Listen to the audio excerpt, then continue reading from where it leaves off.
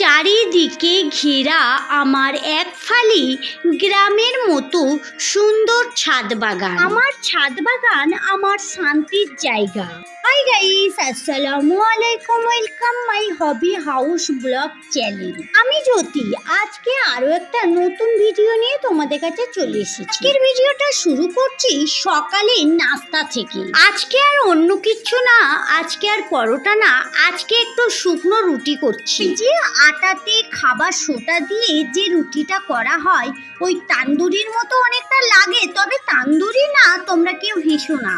তো তান্দুরির মতনই ওই রকম মোটা মোটা হয়, তবে এটা তান্দুরির না। যাই হোক, এই রুটিটা বানিয়ে নিয়েছি, চলো এবারে চাটা খেয়ে নিই। সকালের নাস্তা করার পর সকালের দিকে বাড়ির অনেক কাজ থাকে, সেই কাজগুলো আমি অফ ক্যামেরাতে সব কমপ্লিট করে নিয়ে চলে এসেছি রান্নাঘরে কিছু রান্না করার জন্য।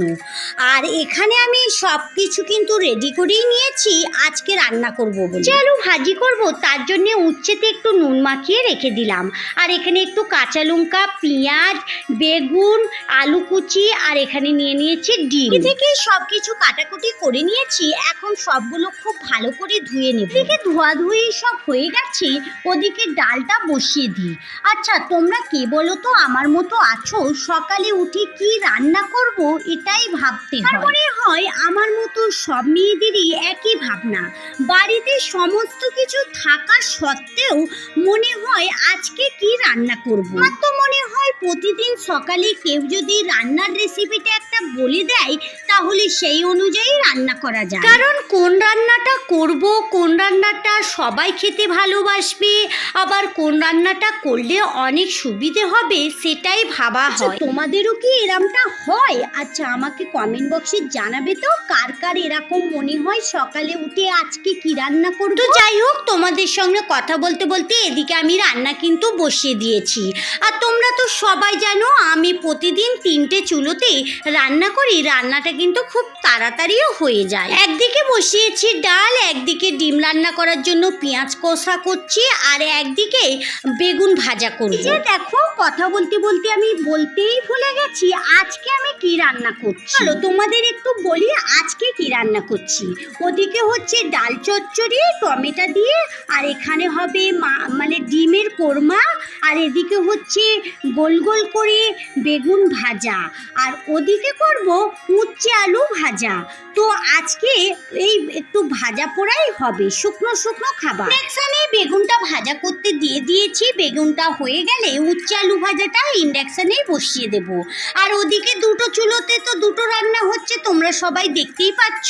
তোমাদের একটা কথা বলি, আমার এই ক্যামেরার মধ্যে যে ছবিটা একটু ডিসপ্লে হচ্ছে, এটা কিসের কারণে হচ্ছে তোমাদের একটু বলে দিই।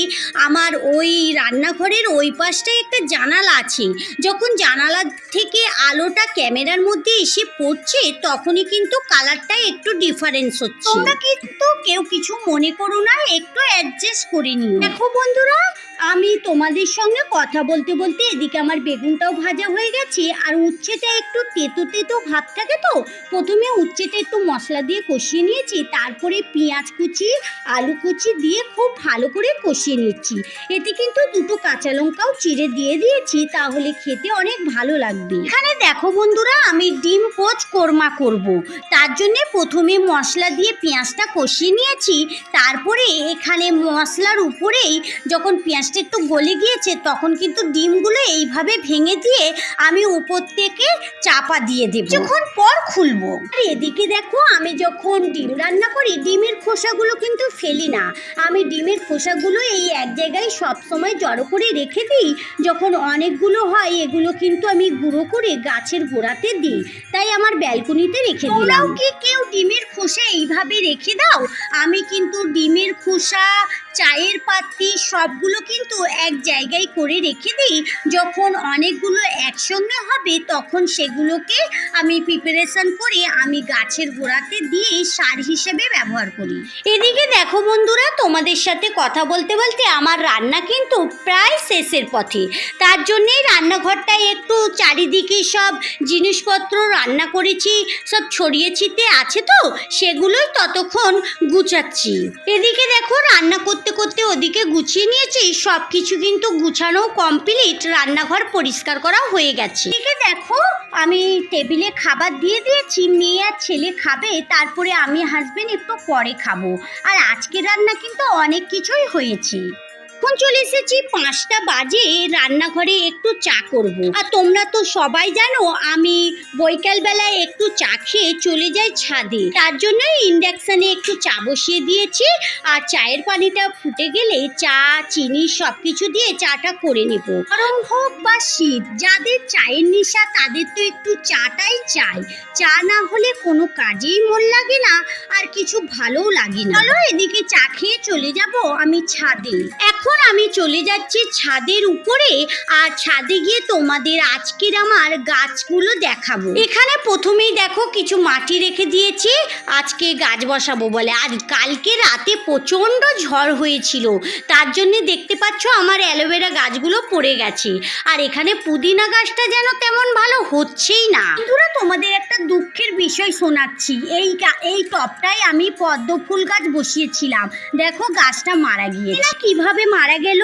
আর পদ্ম ফুল গাছ তো আমি কোনোদিনই বসাইনি, এবারে বসিয়েছি, মারা গিয়েছে। আর এখানে অনেক শাক গাছ বসিয়েছি, আর এদিকে টমেটো গাছগুলো রয়েছে এখন। আর এই গাছটাতে লঙ্কা দেখো বন্ধুরা, জাস্ট গাছটাতে সেই কুলের মতো লঙ্কা হয়েছে, আমি যা সেই রোজার সময় তুলেছি, এখন আর একটাও তুলি না। এদিকে দেখো বন্ধুরা আমার একটা কারি পাতা গাছ, অনেক কারি ফল মতো হয়েছে, এখানে কামরাঙা গাছ রয়েছে, অনেক কিছু গাছ। সব কিছু গাছ তোমাদের সব সময় দেখাতে পারি না। আর এখানে আমার ড্রাগন গাছগুলো দেখো কত পরিমাণ যে ড্রাগন গাছ হয়েছে কি বলবো। আর ড্রাগন গাছের অনেক কিন্তু ডালও বেরিয়েছে, এবছরে ড্রাগন গাছ অনেক ড্রাগন ফল হবে। আর ড্রাগন গাছের গোড়ায় দেখো অনেক ঢেঁড়স গাছ হয়েছে, রাখার জায়গা নেই বলে তুলে রাখতেও পারছি না। আগে থেকে এখানে কিছু মাটি সেট করে রেখেছি পত্তলিকা গাছ বসাবো বলে।